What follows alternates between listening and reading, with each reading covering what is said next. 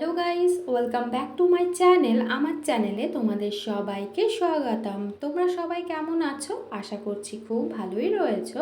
তোমরা কি জানো বামাখ্যাপা কোথায় সিদ্ধি লাভ করেছিলেন? বামাখ্যাপা একটি সতীপীঠে সিদ্ধি লাভ করেছিলেন, সেটা কিন্তু মা তারার মন্দিরে নয়। চলো তাহলে জেনে নেওয়া যাক বামাখ্যাপা সিদ্ধি লাভ কোথায় করেছিলেন।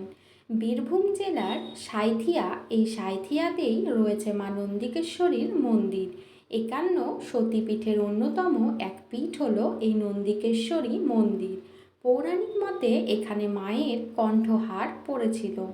আর শুধু তাই নয়, এই মন্দিরের সঙ্গে জড়িয়ে রয়েছে সাধক বামাখ্যাপার কাহিনীও।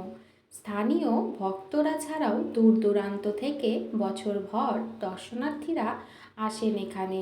তার মধ্যে কালী পুজোর মতো বিশেষ বিশেষ দিনে তো ভক্তের ঢল নামে। তবে এবার করোনা ভাইরাসের কারণে পরিস্থিতিটা অন্যরকম ছিল। এক্ষেত্রে করোনাকালে কালী পুজোতে ভক্তদের ভিড় সামাল দিতে এবং কোভিড-19 বিধি পালনে বেশ কিছু ব্যবস্থা নেওয়াও হয়েছিল বলে জানিয়েছিলেন মন্দিরের সেবায়িত জ্যোতির্ময় চট্টোপাধ্যায়। বীরভূম জেলার সাঁইথিয়া, এই সাঁইথিয়াতেই কিন্তু রয়েছে মা নন্দিকেশ্বরীর মন্দির।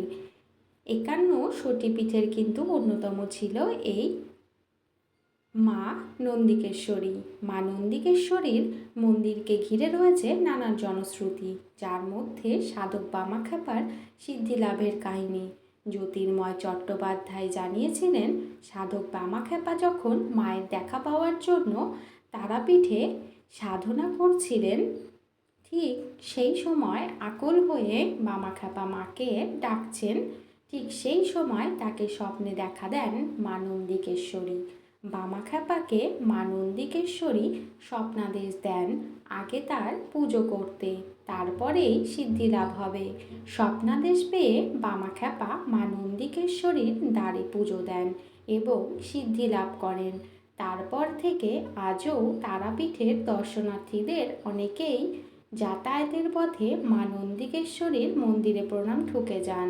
জ্যোতির্ময়বাবু আরও জানিয়েছিলেন যে কয়েক পুরুষ আগে বটবৃক্ষের নিচেই ছিলেন মা নন্দিকেশ্বরী। পরবর্তীকালে তাদের পূর্বপুরুষরা মায়ের স্বপ্নাদেশ পান এবং তারপর জমিদার ও এলাকার মানুষজন মিলে এই মন্দির তৈরি করেন। শুধু মা নন্দিকেশ্বরীর মন্দিরই নয়, সেখানে গড়ে উঠেছে একটি জগন্নাথ মন্দিরও। মূলত মন্দির কমিটির তরফেই এই জগন্নাথ মন্দির তৈরি করা হয়েছে। তাছাড়া যেহেতু করোনাকালে ছাড়াও অন্যান্য সময় এখানে বছরভর যাত্রীদের এবং তীর্থযাত্রীদের আনাগোনা লেগেই থাকে, তাই তাদের সুবিধার্থে একটি লজও এখানে তৈরি করা হয়েছে এবং তার ভাড়া যথেষ্ট কম বলেই জানিয়েছিলেন জ্যোতির্ময়বাবু। জ্যোতির্ময়বাবু হলেন নন্দিকেশ্বর মন্দিরের একজন সেবায়েত। তাহলে গাইজ, তোমরা সবাই জানতে পারলে যে সাধক বামাখ্যাপা সিদ্ধিলাভের সর্বপ্রথমে কিন্তু মা নন্দিকেশ্বরীর পুজো করেছিলেন, তারপরেই তিনি সিদ্ধি লাভ করেছিলেন। আর প্রাচীনকালে একটি বটবৃক্ষের নিচেই এই মা নন্দিকেশ্বরীর মন্দির ছিল। বামাখ্যাপার সিদ্ধি লাভ নন্দিকেশ্বরী মন্দিরেই। আর এই নন্দিকেশ্বরী মন্দির একটি সতীপীঠ, যেখানে মা সতীর কণ্ঠহার পড়েছিল। আজকের ভিডিওটি এ পর্যন্তই। স্ক্রিনে তোমরা সবাই মা নন্দিকেশ্বরীর দর্শন করতে পারছো। যদি ভিডিওটি ভালো লেগে থাকে, লাইক, কমেন্ট ও শেয়ার করতে ভুলো না। Bye guys.